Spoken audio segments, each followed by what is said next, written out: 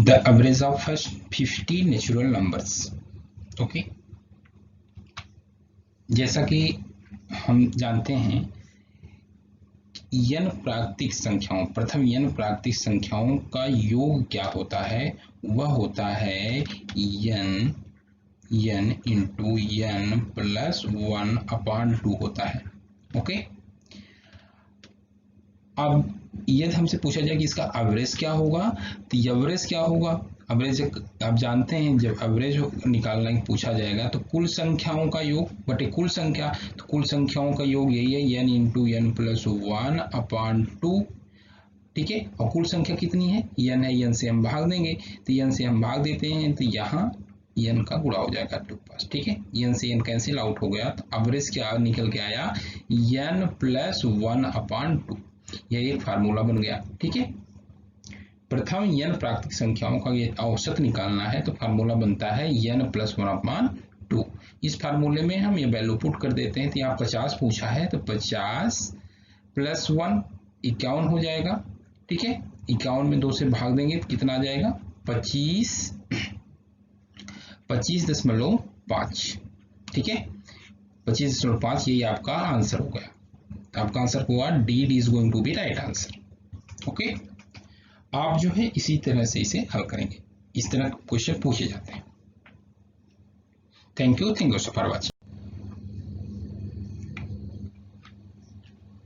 The mean of 1 square plus 2 square plus 3 square plus 4 square is to 50 square। ठीक है, 1 से लेकर 50 तक के वर्गों का आपको मीन बताना है, माध्य बताना है, यानी औसत बताना है। तो हमें ज्ञात है कि n प्राकृतिक संख्याओं के वर्गों का योग अगर आपको ज्ञात करना है तो उसका फार्मूला क्या होता है, n into n plus 1 into 2n plus 1/6 होता है। ठीक है, यह वर्गों का योगफल होगा। अभी हमें एवरेज मालूम करना है, तो सेम इसी तरह से एवरेज हमें मालूम करना है, माध्य मीन मतलब एवरेज। तो हम क्या करेंगे, इस फार्मूले में एवरेज निकालते हैं, तो यही फार्मूला है, कुल संख्याओं का योग बटे कुल संख्या, तो कुल संख्याओं का योग हो गया n into n plus 1 into 2n plus 1/6। n से इसमें भाग देते हैं तो n यहाँ पूरा हो जाएगा, तो n से n कैंसिल आउट हो गया। आपका बचा कितना, n plus 1 into 2n plus 1/6। ठीक है, यदि आपसे कहीं पूछा जाए इस तरह क्वेश्चन कि n प्राकृतिक संख्याओं के वर्गों का योग का औसत निकालिए, तो उसका फार्मूला डायरेक्ट यही है n plus 1 into 2n plus 1/6। ठीक है, इसमें वैल्यू पुट कर देते हैं, क्या है वैल्यू, यहाँ 50 है, टोटल 50 तक, इसे 50 तक निकालना है, तो 50 की 51 हो गया, अब 50 दूनी 100 और 1 101 हो गया 101। यहाँ 6 से भाग देते हैं तो 17 3 51। ठीक है, 3 से भाग दिया, यहाँ 17 हो गया, यहाँ 3 दूनी 6 हो गया, इसे भाग दिया तो कितना हो गया, 2 5 10 हो गया 0। ठीक है, 2 5 10। अब भाग दे देते हैं, गुणा कर लेते हैं, कितना हो गया, 17 5 85, कितना हो गया 17 5 85 हो गया, और 17 5 85 हो गया, तो कितना हो गया 858.5 हो गया। यही आपका राइट आंसर हो गया। आपका आंसर क्या हुआ, B is going to be right answer. Okay, इस तरह से जब आपको क्वेश्चन मिले परीक्षा में तो आप इस तरह से हल करेंगे। ठीक है, डायरेक्ट जो फार्मूला आप अप्लाई करिए और उसमें वैल्यू पुट कीजिए, आपका आंसर निकल जाएगा। Thank you for watching. The average of 8 numbers is 14. The average of 6 of these numbers is 16. The average of the remaining 2 numbers is, ठीक है, फाइंड आउट करना है। देखिए, the average of 8 नंबर, ठीक है, the average of 8 numbers मतलब 8 संख्याओं का जो एवरेज है, 8 संख्याओं का एवरेज कितना है, यहाँ 14 है, तो कितना टोटल कितना हो गया, 8 संख्याओं का टोटल योग कितना हो गया, 8 गुणे 14, 14 8 112 हो गया। ओके, उसके बाद है the average of 6 of these number 16, 6 संख्याओं का, ठीक है, 6 संख्याओं का एवरेज कितना है 16 है, टोटल कितना हो गया 6 संख्याओं का योग 16 का यहाँ 96 हो गया। ठीक है, 96 हो गया। अब पूछ रहा है average of remaining two numbers, दो नंबर जो शेष बच रहे हैं उनका एवरेज आपको बताना है। ठीक है, कितना है यहाँ 4 और 12, 12 4 16। ठीक है, 16 नंबर अभी टोटल योग में 16 नंबर जो है अभी शेष बच रहे हैं, तो उनका एवरेज क्या होगा, दो संख्याओं का जो एवरेज होगा वो कितना होगा। 8 संख्या का टोटल योग इतना है, अच्छा का योग इतना है, तो रिमेनिंग 16 बच रहा है, तो दो जो संख्या बच रही है इनका कुल योग है, दो संख्याओं का यह टोटल योग है, तो एवरेज क्या हो जाएगा, एवरेज क्या हो जाएगा 16/2 यानी कि 8 हो जाएगा। 8 आंसर हो गया आपका, जो आंसर होगा B is going to be right answer. Okay, मुझे उम्मीद है आपको समझ में आ गया होगा।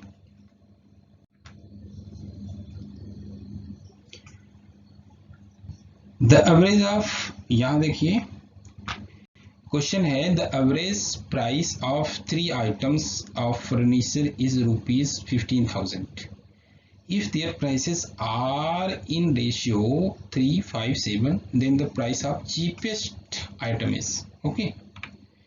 अच्छा क्वेश्चन है, पूछा भी जाता है, इस तरह से पूछे जाते हैं। तो देखिए इसे हल कैसे करेंगे। जो फर्नीचर है टोटल कितना है उस रुपीस का 15,000 रुपया का है, 15,000 रुपया का है। रेशियो क्या है, एवरेज प्राइस ऑफ 3 आइटम्स, ये एवरेज प्राइस है, average price of 3 items furniture 15,000 रुपया है, तो ये टोटल प्राइस क्या हो जाएगा, इतना गुणा 3 यानी कि 15 3 45,000, 45,000 रुपया टोटल है। अब जो है उनका जो रेशियो है वो कितना गिवन है, रेशियो 3:5:7 है, तो टोटल कितना हो गया 7 3 10 5 15। तो सबसे जो चीपेस्ट है, सबसे चीपेस्ट कौन होगा, सबसे चीपेस्ट होगा 3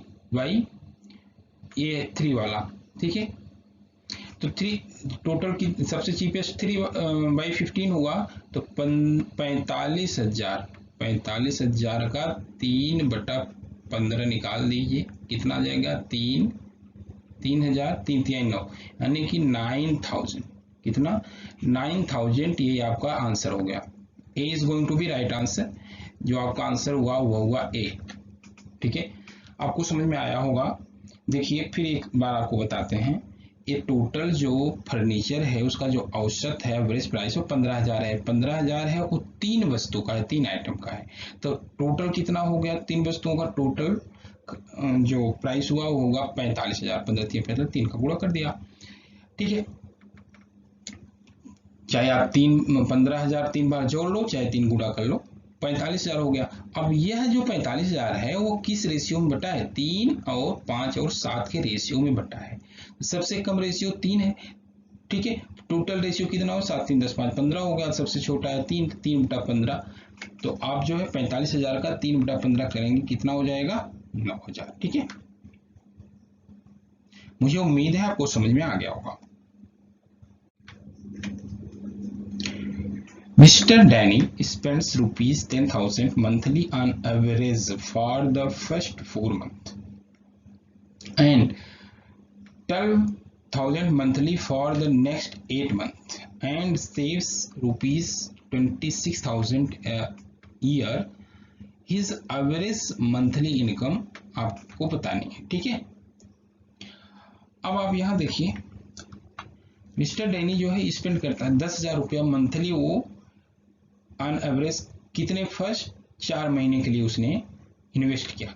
ठीक है, मान लेते हैं तो 10,000 मंथली करता है वो, 10,000 4 महीने के लिए किया, तो टोटल कितना हो गया 40,000, कितना हो गया 40,000।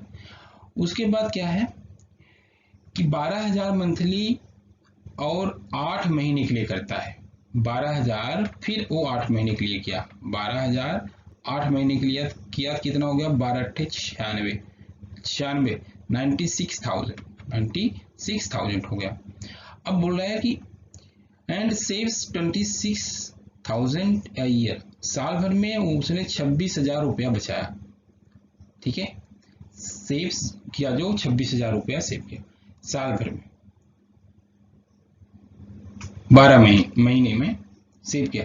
हिज एवरेज मंथली इनकम, अब देखिए अब ये टोटल जो है कितना हो गया 12 महीने में, यानी एक साल में कितना हो गया 6 और 9 4 13, ठीक है 1,36,000 हो गया, 1,36,000, 1,36,000 हो गया।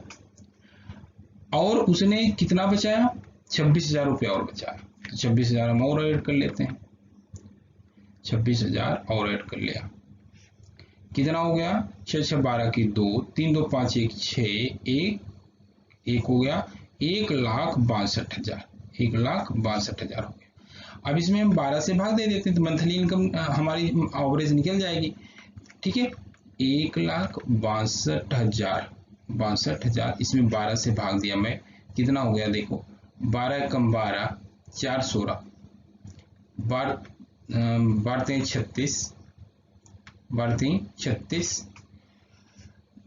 6 हो गया 12 25 60 और 0, ठीक है एक बार फिर कैलकुलेशन कर लेते हैं, 12 कम 12 4 16, 4 12 3 36, 6 12 25 60, 13,500 जो है यह मंथली उसका एवरेज आया, ठीक है तो आपका आंसर हो गया यही 13,500। C is going to be right answer, C is going to be right answer. मुझे उम्मीद है आपको समझ में आया होगा। एक बार हम आपको फिर से इसका रिवीजन कराते हैं। देखिए जो मिस्टर डैनी थे वो 10,000 रुपया 4 महीने के लिए लगाया, ठीक है एवरेज फर्स्ट 10,000 रुपया मंथली जो है वो 4 महीने लगाया, तो टोटल कितना लगाया 10,000 गुणे 4 यानी 40,000। फिर 12,000 मंथली जो उन्होंने 8 महीने के लिए लगाया, ठीक है एवरेज, तो टोटल कितना लगाया 96,000 लगाया, 12 96। अब इनको ऐड किया मैं तो 6 9 4 थे 1,36,000 हुआ। उसके बाद उन्होंने 26,000 रुपया साल में सेव किया, ओके उसको मैंने ऐड कर लिया, टोटल है 1,62,000। अब 1,62,000 रुपया टोटल है। आप पूछ रहा है मंथली इनकम क्या है, तो मंथली इनकम 12 से भाग दे देते हैं, 12 से भाग दिया 13,500 रुपया है, ठीक है मुझे उम्मीद है आपको समझ में आ गया होगा। In 7 given numbers, the average of first 4 numbers is 4 and that of the last 4 number is also 4. If the average of these 7 number is 3, then the fourth number is, ठीक है आइए सॉल्व करते हैं। देखो 7 नंबर्स गिवन है। अब 7 numbers का आपको यहाँ देखो 7 नंबर्स का जो एवरेज दिया गया है वह कितना है 3 है, कितना है 3 है। तो देखिए 7 नंबर का जो एवरेज है 3 है, तो कितना हो गया टोटल नंबर 21 हो गया। अब नेक्स्ट स्टेप देखते हैं यहाँ कि the average of first 4 number, जो फर्स्ट 4 नंबर है उसका जो एवरेज है वो 4 है, ठीक है 4 गुणे 4 कितना हो गया 16 हो गया। उसके बाद लास्ट 4 नंबर का भी 4 है, लास्ट 4 नंबर का भी 4 है, तो 4 गुणे 4 यानी कि ये भी 16 हो गया। टोटल हम इसको ऐड करेंगे कितना हो गया 16 दूना 32 हो गया, ठीक है ये टोटल ऐड किया कितना हो गया 32 हो गया। अब पूछ रहा है if the 7 given number is 3, तो मैं निकाल लिया हूँ ऑलरेडी 21 है। देन द फोर्थ नंबर, तो जो फोर्थ नंबर होगा वो क्या होगा, तो वो यही होगा कि इसमें से 32 में से हम जो है 21 माइनस कर देंगे, तो कितना हो जाएगा 2 1 11, ठीक है 11 हो गया। ये फोर्थ नंबर है, यही कौन सा नंबर है, यही जो है फोर्थ नंबर है, ठीक है 11। तो आपका आंसर क्या हुआ D is going to be right answer. बहुत इजी क्वेश्चन था, बहुत ही इजी है, ठीक है।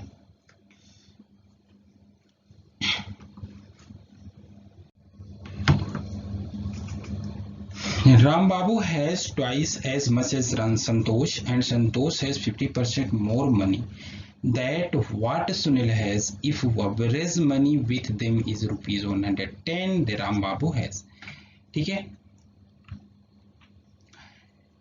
राम बाबू जो है, राम बाबू के पास जो धन है वह संतोष के धन का दुगुना है। संतोष के पास जो धन है वह सुनील के धन का 50% अधिक है और तीनों का जो एवरेज है वो 110 है। आपको बताना है राम बाबू के पास कितना धन है।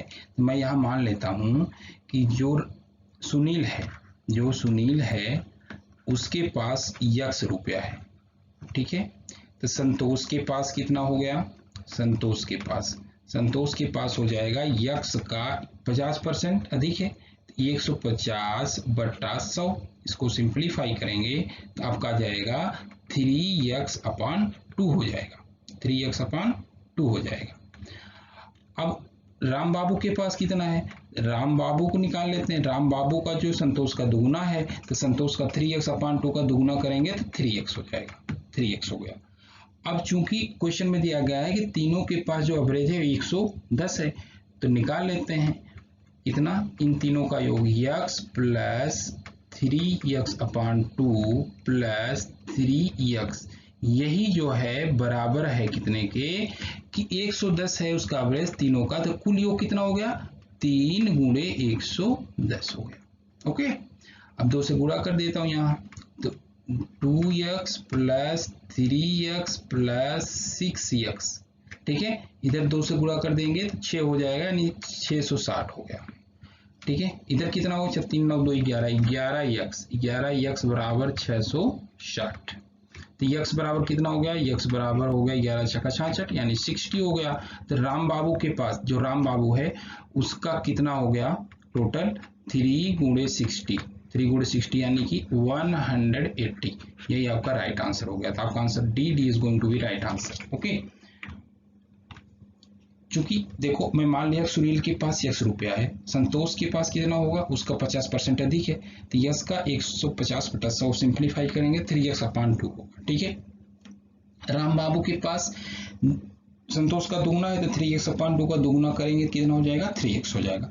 अब चूंकि दिया है कि जो तीनों का एवरेज है 110 है तो तीनों के पास कुल धन कितना हुआ 110 गुणे 3 330 रुपया हुआ। तो हाँ यही बराबर क्या है कि तीनों का धन हम जोड़ लेते हैं, x plus 3x/2 plus 3x, तीनों को ऐड कर लिया, यही बराबर है 330 के, ठीक है। सिंप्लीफाई कर दिया, 2 से गुणा कर दिया, मैं ऊपर 2 से गुणा कर दिया, इधर गुणा कर दिया, 660 हो गया। 11x बराबर 660, तो x बराबर कितना हो जाएगा 60। तो राम बाबू जो है कितना है 3x है, 3 गुणे 60 बराबर 180। मुझे उम्मीद है आपको समझ में आया होगा, अच्छा क्वेश्चन था, ठीक है। Thank you so for watching. The average age of 30 students is 9 years. If age of their teachers is included, it becomes 10 years. The age of teachers 30 students का जो एवरेज है वह कितना है 9 वर्ष है, तो टोटल एज 9 3 27 270 साल हो गए। ओके, अब चूंकि टीचर की एज इंक्लूड कर दी जाती है तो टोटल कितना हो गया, टोटल हो गया 30 स्टूडेंट, एक टीचर नहीं 31। अब एवरेज कितना हो गया 10 इयर्स, ठीक है। तो टोटल कितना हो गया इनका एज 31 इंटू 10 कितना हो गया 310 साल, ठीक है। अब टीचर्स की एज हमें आप पूछा गया है तो टीचर्स एज कितना हो जाएगा, टीचर्स एज 310 माइनस 270 कितना हो जाएगा 40 इयर्स। आपका आंसर होगा D is going to be right answer. अच्छा क्वेश्चन था, पूछा जाता है, ठीक है। तो मुझे उम्मीद है आपको समझ में आया होगा, ठीक है। Thank you so for watching.